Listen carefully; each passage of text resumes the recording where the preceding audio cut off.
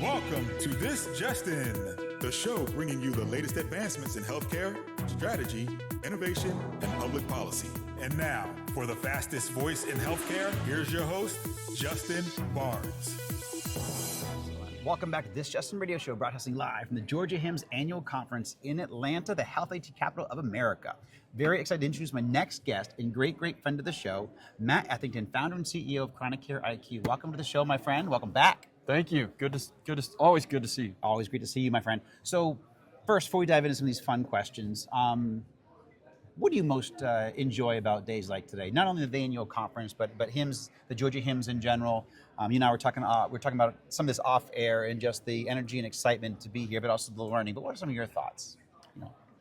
So my first impression was really the talent that health IT is now drawing, the capability, the people that are presenting with their plans, et cetera. I think health IT, when I started in it, was kind of this place where people wound up, not where people went. Right. And good so really impressive presentations today and projects that are being done. Yep. Yeah, agreed. That was probably my first impression.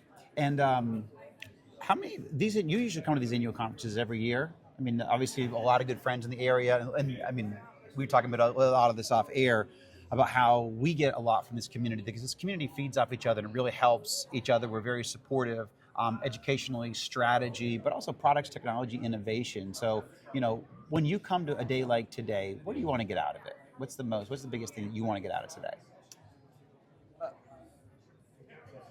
Well, I came here today specifically to hear what others were doing, right? To learn what else is happening.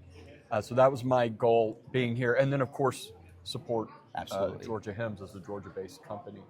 And it's ironic that you asked, because I was thinking I should start mandating 2 of these a year for the leadership team, because it is so impressive, right?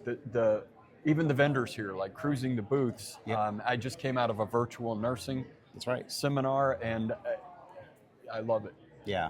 No, I did that. So there's a couple of things I would mandate with my teams is attending numerous, different conferences that are relevant to their path, their career track, but also certain readings. There's some great publications that cut through the noise in the industry. I look forward to, so I push that onto my teams as well. So every day we learn a little bit. We talk about it. Sometimes we talk about it more formally. Sometimes we talk about it informally. But every day we're learning, and this has come up as a frequent topic on all my shows today. You get as much as you want out of these conferences because everything's here. So if you want to learn about something, you want to talk to somebody, you want to see a best practice, you want to see a strategy, it is here. It's under this roof today. It's at the annual conference for HIMSS nationally, but also certainly the Georgia one. I think it's the largest regional chapter annual conference out there. Over 500 people here today. People all started to pile in now, so it's exciting to see. So obviously in your support, our support for the community, I flew up from Sarasota to make sure that I supported today, support all the great innovations that you guys you're creating personally, but also the industry. So on that note, what progress are you most excited to see in the industry today? What's happening out there that you're most excited about, proud of? So what I noticed from Hal's presentation this morning, and then the seminar that I just came out with, is that healthcare systems are adopting innovation. They are. Right? It seemed like in the past it took a crowbar, a hammer, and Congress, right, to get. But 3 large health systems in Georgia just presented at the innovation seminar that I was just in. Virtual nursing. Right. They literally have virtual nurses, cameras, LiDAR to detect movement in a room to prevent falls. And not just 1, but 3 of them. And their projects are done. They've rolled them out. They've got outcomes. They've got measured statistics, and they've got documented improvement. So that is that's extremely rewarding because as Hal said when he presented, it's almost like the movement towards the healthcare system of the future is happening outside of healthcare, and people are just adopting it and moving forward. And I think that really was a lightning rod type of realization, like, oh my gosh, he's right. Yeah. And Hal brought up from stage this morning also about how you've got to really look at the right technology for your healthcare system. You got to understand what do you need? What problems are you trying to solve? You can't just layer on AI or technology innovation on top of a process that may not be perfected, and also perfected for technology and innovation, not, because so you're enabling, if you had a messed or a bad process, and you layer AI into that, you're gonna have a much worse process coming up. It's gonna enable much worse things. So that is actually a really key best practice that many people are not paying probably enough attention to, but you really want to redesign what you're doing, redesign your care strategy. Almost every one of my guests, we've talked about that this morning. And you know that from your care management, what you guys do and your leaders in your space, you don't just throw technology on top of what they're already doing. You need to redesign, look at that care strategy, and help augment what you're doing, but then also enable a much better care, a much higher quality of care. So, I mean, from your standpoint, innovation, what are you most proud of with what your company and your team is achieving? Because you're making demonstrable changes. I mean, you and I offline have crunched some of the numbers. You might have the leading chronic care management platform in the country. So, and you're obviously enable phenomenal care because you have the outcomes as well. But what are you most proud of when you look at what you guys are accomplishing there? Thanks for asking. This month we look at numbers at the beginning of every month. Yeah. We're just a few hundred patients away from 315,000 patients.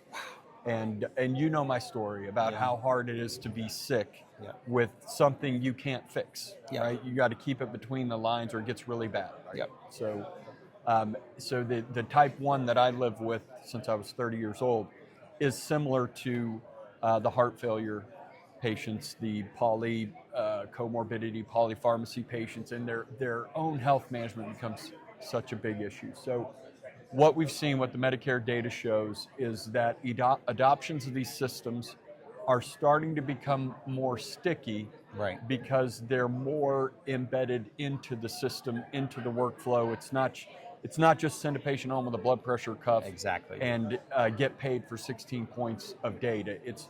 We're moving more into virtual patient management. So a lot of the innovation gets focused around utilization and utilization to prevent cost. We, ChronicCareIQ is a little bit earlier than that. We're focused on the patient suffering to prevent the need for utilization. And Medicare has just been so strong with their reimbursements around care management that it's now it's a legitimately profitable and viable enterprise in terms of operations, profitability, relieving stress and burden on overworked staff and providers, and dramatically the increases in patient satisfaction. So we've exceeded 700 practices, and the number one thing we hear is that we hear from administrators, is it increases patient referrals. So who would have thought, right? I'm trying to keep people from getting so sick and so worried they show up at the ED, and now all of a sudden it's really organic and it's good, and it's good all the way around. Yeah, and I think almost every guest has brought up this morning on the need to augment even some of the reimbursement cuts that are coming up, and the number one way to augment those cuts is by chronic care management. So, and you guys, you're seeing that with your practices. If you're not engaged in chronic care management in some capacity, Hal brought it up, how almost everybody in this room will have some type of chronic condition, when they get older. Some of us have it already now, and some will have it certainly in the future. But if you're not managing this from a health system perspective, if you're not engaged in these types of models, not only are you not providing the very best care for your patients, but you're leaving hundreds of thousands, millions and millions of dollars, tens of millions of dollars on the table. I know that you experienced that from your perspective. And so, it is right for your patients. It's right to help with the clinician burnout, but also you've got to augment the costs. You got to be able to grow in that capacity. So I know you believe that, and you're witnessing that with your practice. Yeah. So the number as of October 1st, doctors have generated over $280 million in care management reimbursements on our platform. I don't think most providers realize how lucrative it is. The time that they spend on it, it's an MA can be doing. So your MAs can literally be earning about $110 an hour for the practice. So Medicare has really created a pathway for it. Yeah. And I think that will continue to drive adoption, but it's new and it's different. and it takes time, and the real adoption will happen when a doctor down the street is doing it and another doctor realizes like, hey, this isn't just one more thing I can spend money on. Right. It has benefits to operations, to clinical operations, to patient satisfaction, but and outcomes. Outcomes are so good. Well, everything the doctors and nurses even went into care for, so, why they went into care and providing care, you enable that. Not only just the clinical side, the administrative side, the financial side, you allow them to grow. You allow them to do it, and do what they want to do, why they got into being providers in the first place, getting back to truly caring. And you brought up just the burnout and how you're helping with clinician burnout and really alleviating that type of stress, not only on the clinicians, but then also you're making just patients live a better life and have less stress in their process. So the best way to say that, I think, is healthcare is communication, right? We have a whole toolbox full of procedures, full of pharmatherapies, full of recommendations for patients. But when somebody is, prone to hospitalization and they're really sick, the thing that is best is knowing that your doctor has your back. And from the provider side, we task them saying, oh, you've got to manage all these patients, right? This is just your big bundle and you've got to figure something out. Right. Well, that's hard. But when you have a red, yellow, green dashboard that says, hey, out of all your heart failure patients, these 6 have signaled something by the way they answered certain questions and they need help, that reinforces the reason that a doctor became a doctor and that a nurse is a nurse, because then they can get right to it. They can get right to those people needing help. And we've created so much administrative overhead in healthcare that we literally built barriers between doctors and patients.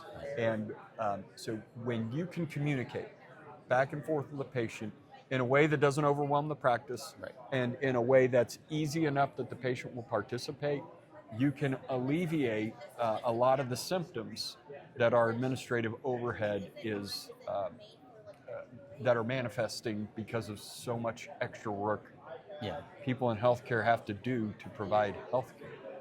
I know Medicare is doubling down. I mean, just for in the closing piece, they're doubling down on these types of investments. They know it's the right thing. All the outcomes say it. So, you're very well positioned, my friend. Matt, thank you for joining the show. Appreciate your time and have a great rest of your conference here. I appreciate it. Thank you.